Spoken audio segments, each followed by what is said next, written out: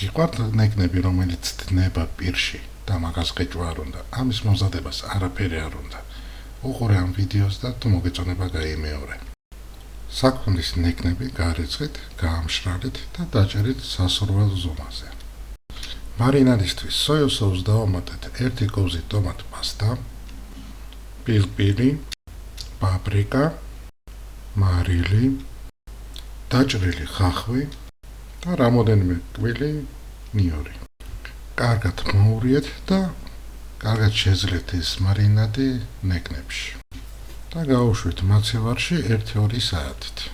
შემდეგ მთლიანად გადაიტანეთ გამოსაცხობ ჭურჭელში თავისი მარინადით. დააფარეთ ფოლკა და გაუშვით ხუმელში 170 გრადუსი 4 საათით. ბოლო ნახევარი საათი ფოლის გარეშე, რომ ხორცმა მიიღოს ასეთი სასწაული ფერი.